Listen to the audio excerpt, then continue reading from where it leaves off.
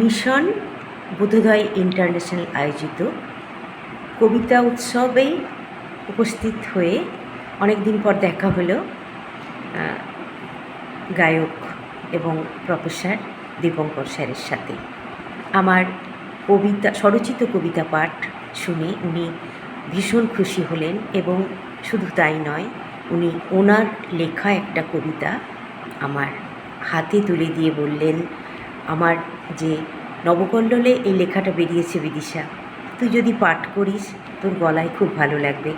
তা সত্যি আমি ভীষণই শুধু খুশি না, গর্বিতও বোধ করলাম যে সেই ছোটোবেলাকার প্রফেসর, আমি যে কলেজে পড়তাম নরসিংহ দত্ত, যদিও আমার বিজ্ঞান বিভাগ ছিল, কিন্তু স্যার রবি ঠাকুরের গান গাইতেন, সেই গানের সুবাদে আমার স্যারের সাথে আলাপ এবং ভালোবাসা, শ্রদ্ধা।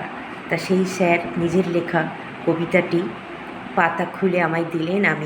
আমি বললাম আমাকে দেবেন? তখন স্যার বললেন, আমি কি করে দিই রে, এই পাতাটা তো আমি ছেড়ে এনেছি নবকল্লোল থেকে, তুই ছবি তুলে নে, পাঠ করবি, সবাইকে শোনাবি, আমাকেও পাঠাস। তাই স্যারের লেখা একটাই প্রশ্ন কবিতাটি আমি ছবি তুলে আনি এবং আমার নিজের সাধ্যমতো আমি চেষ্টা করেছি কবিতাটিকে পাঠ করে ফুটিয়ে তোলার। জানি না কেমন হয়েছে, তোমরা সবাই কমেন্ট করো। আর আমি তো স্যারকে অবশ্যই পাঠাবো, এটা একটা আমার কাছে আশীর্বাদ স্বরূপ। কবিতা একটাই প্রশ্ন, লেখক প্রফেসর দীপঙ্কর চট্টোপাধ্যায়।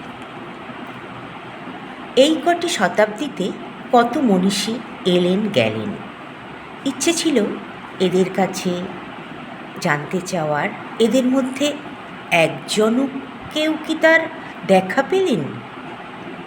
যত সব সাধু সন্ত, যত স্বামীজি মহারাজ মহন্ত, কেউ কি পেরেছেন বলতে ভগবানজিকে ঠিক কেমন দেখতে? নানা মূর্ত কল্পনায় গড়েছেন, ভেঙেছেন।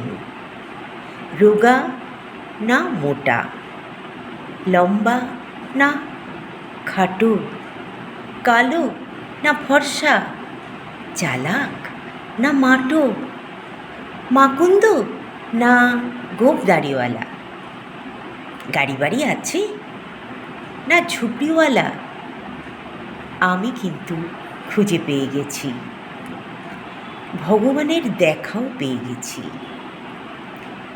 উত্তম কুমারের হীরক হাসিতে আর হেমন্ত কুমারের স্বর্ণকণ্ঠেতে,